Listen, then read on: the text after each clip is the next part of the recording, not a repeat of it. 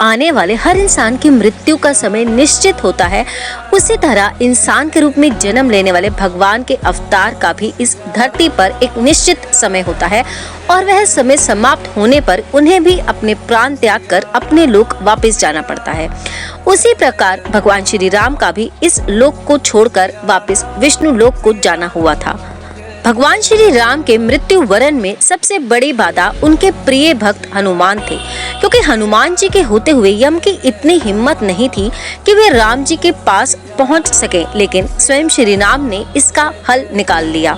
जब राम जी को यह पता चला कि उनकी मृत्यु का समय नजदीक आ गया है, तो वह यम को आने के लिए बोले, लेकिन मृत्यु के देवता यम अयोध्या में प्रवेश करने से डरते थे, क्योंकि उनको राम के परम भक्त और उनके महल के मुख्य प्रहरी हनुमान से डर लगता था। यम अयोध्या में प्रवेश कर सके, इसलिए हनुमान जी को हटाना जरूरी था।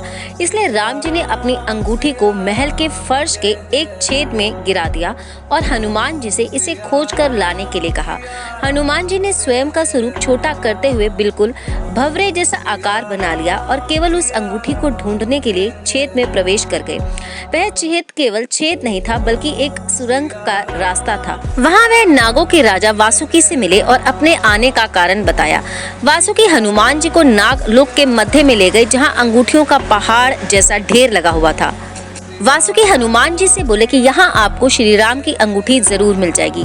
हनुमान जी सोच में पड़ गए कि इतने बड़े ढेर में से वह प्रभु की अंगूठी कैसे ढूंढ पाएंगे, लेकिन सौभाग्य से जो पहली अंगूठी उन्होंने उठाई वह श्री राम की अंगूठी थी।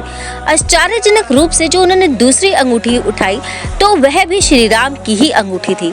वास्तव में वे सारी अंगूठियां जो उस ढेर में थी सब एक जैसी थी। सभी अंगूठियों का एक जैसे होने का क्या मतलब हो सकता है, यह सोचकर हनुमान जी चिंता में पड़ गए।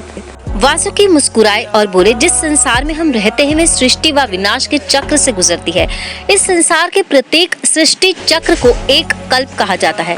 हर कल्प के 4 युग होते हैं। एक वानर इस अंगूठी का पीछा करता है और पृथ्वी पर राम मृत्यु को प्राप्त होते हैं। इसलिए यह सैकड़ों हजारों कल्पों से चली आ रही अंगूठियों का ढेर है। सभी अंगूठियां श्री राम की ही हैं। अंगूठियां गिरती रहीं, इनका ढेर बढ़ता रहा। भविष्य में राम की अंगूठियां और एकत्रित होती चली जाएंगी। हनुमान जी जान गए कि उनका नागलोक में प्रवेश और अंगूठियों के पर्वत से साक्षात्कार कोई आकस्मिक घटना नहीं थी। यह प्रभु राम का उन्हें समझाने का एक मार्ग था कि मृत्यु को आने से कोई नहीं रोक सकता, और उनके पीछे से राम मृत्यु को प्राप्त हुए।